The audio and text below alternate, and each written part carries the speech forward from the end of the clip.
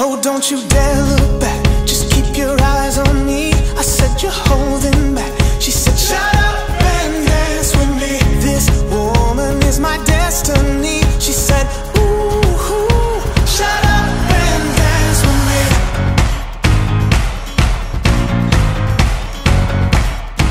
The first one I want to share with y'all is the crispy carrot.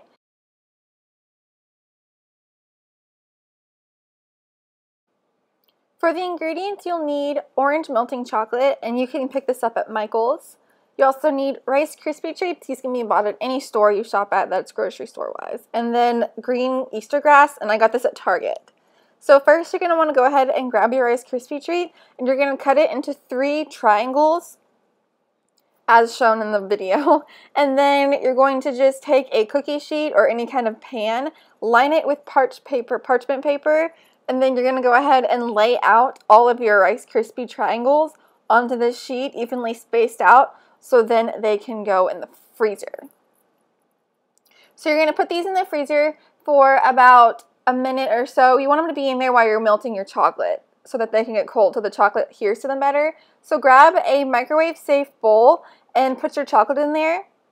I find that microwaving chocolate works so much better than if you do it on the stove because it doesn't burn. So go ahead and read the directions for yours and do the microwave option because it's so much better, I promise. Once you've got your chocolate completely melted, go ahead and pull those Rice Krispie treats out of the freezer, and you're going to individually poke a hole in them, and each one of them is going to need their own toothpick. So once you've got the toothpick in the crispy treat, go ahead and cover them with the chocolate. I found that the spoon works best, and you want to make sure you get chocolate all over the Rice Krispie treat, and then go ahead and evenly space them on the tray, and then these need to go in the fridge for at least 15 minutes to cool.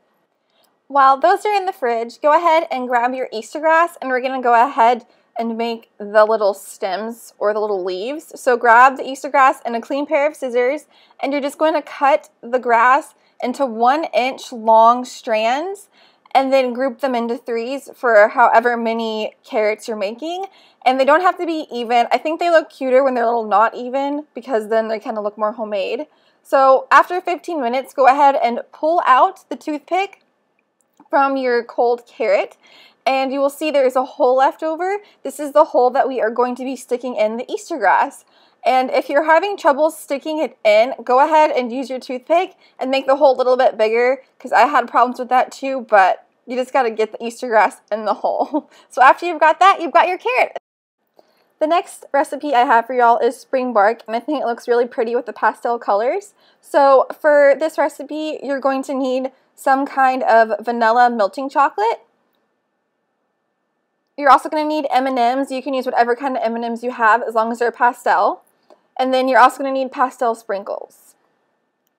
The first thing we're going to do is melt the chocolate. So once again, I'm going to be using the microwave option because that just works so much better for me. If you have another option that you prefer doing, go ahead and do that one.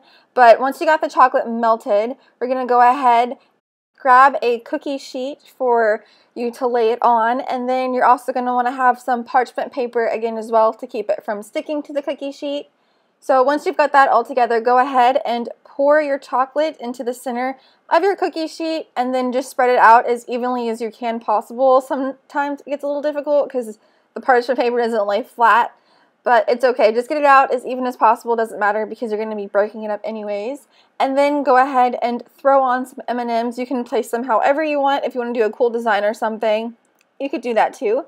And then I grabbed my sprinkles and filled in all the empty spaces with the sprinkles, so there was pastel everywhere. And then this goes in the fridge for an hour and 15 minutes to harden. After an hour and 15 minutes, you can go ahead and break it up into whatever size pieces you want. I kind of went the bigger option, but you can definitely make them smaller if you want bite-sized pieces. That's cool too. So that's how you make the spring bark. The last treat I have to share with y'all is my peep s'mores.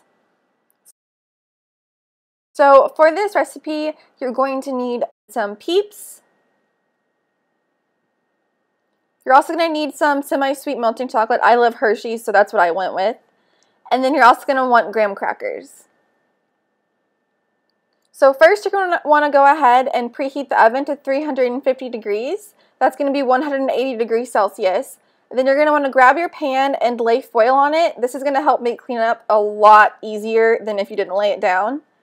And then you're just going to go ahead and place your graham crackers on your sheet. However many you're going to make, I only made 4 because I had 4 colors.